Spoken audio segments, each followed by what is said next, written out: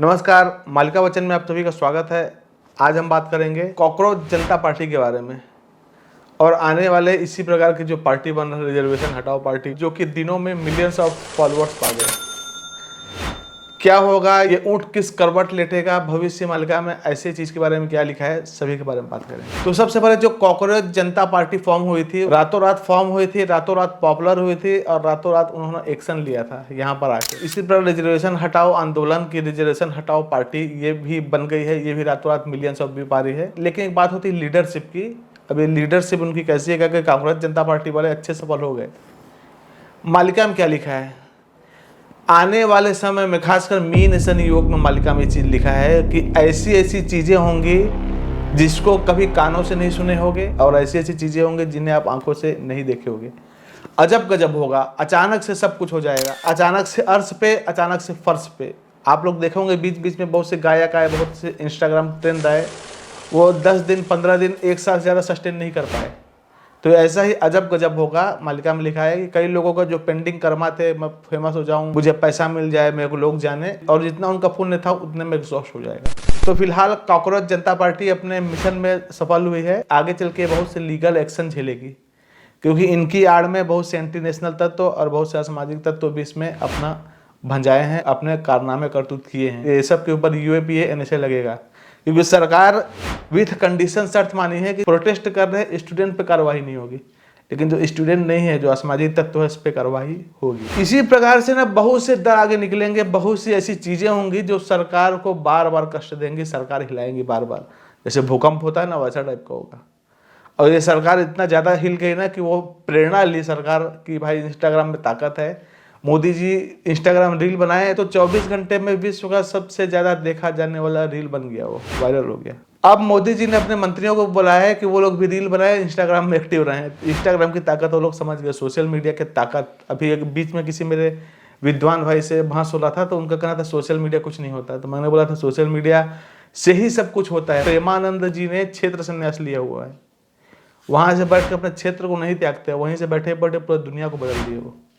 तो social media की ताकत बहुत होती है, इसलिए मैं बोलता हूँ वीडियो देखते हैं तो उसको हाइप भी किया कीजिए और शेयर भी किया कीजिए। हमने बोला था 2025 के लास्ट में वीडियो डाला था 26 के बारे में कि जब मीन शनि आएगा, मीन शनि आसी करीबे राजत्व मानव मारुणी हेब, अराजक हेबे ए भारत राज्य शासन कला लगेगा। ये भारत अराजक हो जाएगा और शासन कला लगेगा। जब मैं ये सब चीजें शेयर करता था इंस्टाग्राम में, लोग बोलते थे आप बीजेपी के खिलाफ हो, उसके पहले बोलते थे कि आप कांग्रेस के खिलाफ हो। अरे वो जो अराउंड चीजें हो रही है ना, उसको हम शेयर करते हैं, और नेताओं के चक्कर में अपना भाईचारा किसी से ना बिगाड़े। मैंने देखा नेताओं के चक्कर में मारपीट हो रहा, सिर फोड़ा हुआ हो रहा। दिल्ली के सीपी में इंटरव्यू होता है तो एक दूसरे को मारते पीटते हैं, और जब उनके ऊपर बात आती है, एक ऐसा कोई क्रिएटर है एलविस यादव, जब वो बिग बॉस जीता था तो बीजेपी के मंत्री उनके यहाँ आए थे। अभी वो वीडियो पोस्ट किया था कि स्टूडेंट प्रोटेस्ट को वो सपोर्ट कर दिया, तो उसका कोई बीजेपी का ही फ्रेंड बोलता है कि तुम्हारा ईडी का रेड हो जाएगा। कि जितने भी मैंने अभी जो ट्वीट डाला था, एक हमारे बीजेपी के पुराने भाई उठ के आ गए, अब ईडी की रेड करा देंगे, ये करा देंगे, तेरे पे खुलेआम धमकी दी जा रही है मुझे कि ये हो जाएगा वो हो जाएगा। और आप ईडी का रेड वाला इतिहास देख लीजिए, टीएमसी नेता या कांग्रेस नेता कोई भी हो, जब ईडी की रेड पड़ती है ना तो बीजेपी ज्वाइन कर लेता है और उसके बाद सारा चीज शांत हो जाता है।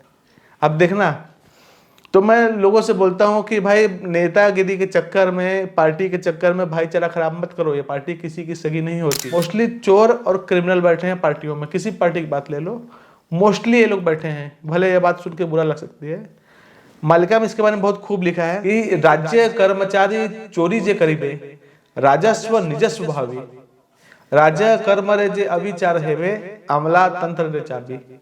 यानी राज्य कर्मचारी, सरकारी कर्मचारी चोरी करेंगे राजस्व को निजस्व भाव के, यानी जो सरकारी चीज को अपना मान के, और राज्य कर्म जे अविचार है वह अमला तंत्र चाबी, राज्य कर्म से अविचार रहेंगे, जिससे सरकार को, जिससे जनता को फायदा हो, वैसा कोई काम नहीं करेंगे, अपना स्वार्थ सिद्ध करेंगे। और अनेक चीज लिखा है, चोर खंड गादी रे बसी पे। तो ये ऐसी काजल की कोठरी है ना जिसमें सब उसमें काले हैं, और बेदाग अपने आप को कानून के नजर से बना लिया तो अलग बात है, पावर और इन्फ्लुएंस से। ये जो मीन शनि लगा है ना, ये बहुत कुछ दिखा के जाएगा, और अभी इसका तृतीय चरण चालू हो चुका है कल के जो शनि जी वक्री हुए हैं उससे। बहुत वर्षों पहले हमारे पुरी के शंकराचार्य जी ने बोला था कि एक स्वस्थ क्रांति की शुरुआत होगी, जिसका केंद्र नेपाल बनेगा। भारत के पूर्व राष्ट्रपति जी, वर्तमान राष्ट्रपति जी भी कान खोलकर सुन लें, विश्व में स्वस्थ क्रांति की उद्भावना नेपाल से होगी।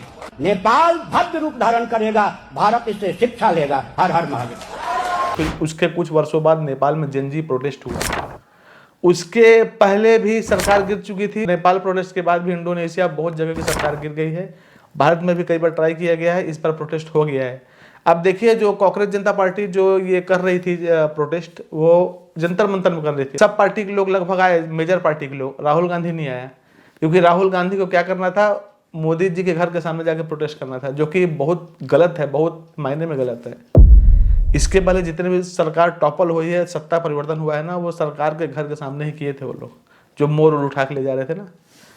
तो इस चीज़ से आप लोग बचिए। अपना बीजेपी, कांग्रेस, सीजेपी, ये सब चीज़ें, अब सीजेपी बोला है कि मैं आगे चल के पार्टी नहीं बनूंगा, तो मेरा तो यही मानना है कि भाई जो जितना जल्दी ऊंचा जाता है ना, उतना जल्दी ही नीचे जाता है। स्लो सक्सेस, जो मेहनत से पाएंगे सक्सेस, वो ही सस्टेन रहता है ज़्यादा समय के लिए। तो आंदोलन हटाओ, रिजर्वेशन हटाओ, ऐसे करके लोग बार बार सरकार को धक्का देते रहेंगे, सरकार को कष्ट देते रहेंगे, और सरकार के प्रति फेक नैरेटिव चलाएंगे, सरकार के प्रति द्वेष भाव बढ़ेगा। क्योंकि जो भी आपके सत्ता में, जैसे घर में माँ बाप से हम मांगते थे, नहीं देते, तो वही सबसे बड़े दुश्मन हो जाते थे। वो नहीं जान रहे हैं कि अगर वो ना रहें तो क्या होगा इन लोग का। एक अफ्रीकन प्रोवर्ब है, कहावत है, मैं आपको बताता हूँ, इसको समझिएगा। पूरा यही चीज़ हो रहा है। कुछ भेड़ों का किसी ने कान भर दिया कि चरवाहा तुम्हारा शोषण करता है। कैसे? ये जो तुम्हारा साल में एक बार जो तुम्हारा बाल ट्रिम कर देता है ना, ऊन निकालता है, तो चरवाहा तुम्हारा शोषण कर रहा है। तो वो जाके कसाई से मिल गए कि कसाई हमारा अधिकार का रक्षा करवाएगा, कसाई हमारा सगा है। अरे जो तुमको चराता है वो तो 1 साल में तुम्हारा ऊन लेता है, वो तुमको चरा रहा है, खिला रहा है, तुम्हारा स्वास्थ्य देख रहा है। कसाई तो तुमको काट डालेगा। इसी प्रकार नेता के बारे में बोला गया, सुनिए कि नेता वाला कैसा है। शेर बोला भेड़ों से, जब चुनाव आने को हुआ, शेर बोला भेड़ों से कि ये ठंडी, आप लोग ठंड में नहीं गुजारोगे, सबको कंबल मिलेगा। तो सब खुशी हुए, सब बोले आप ही को वोट देंगे, आप ही को वोट देंगे।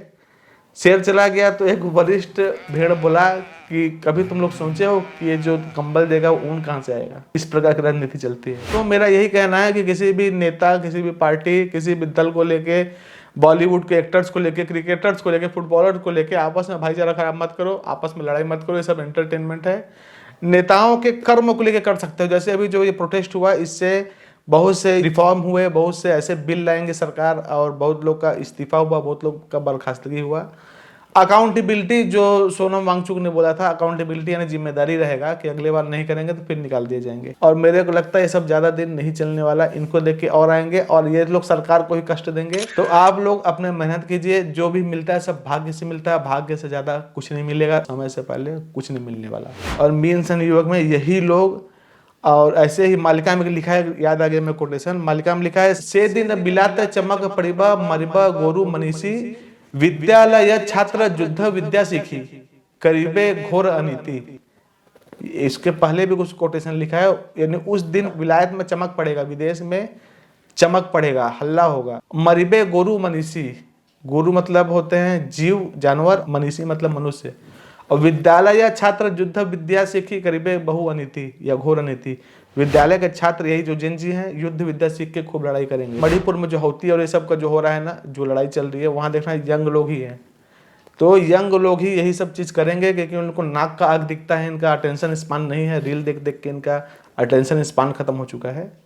तो कुल मिला के मेरे को यही कहना है कि जो सरकार अभी सत्ता में है वो बहुत अच्छी है। अभी तक जो सरकार आई थी उससे कई मामलों में तो अच्छी है। बहुत चीज़ें सुधार ले, जैसे अपने पार्टी के रेपिस्ट लोग को फांसी सजा देने लग जाएं, जाति जाति में ज़्यादा भेद ना करें, और जनता से डायरेक्ट कम्युनिकेशन करें, बाकी सब क्लियर हो जाए। अभी जो ये समय वक्री हुए हैं, दिसंबर तक रहेंगे, देखिएगा क्या क्या होता है।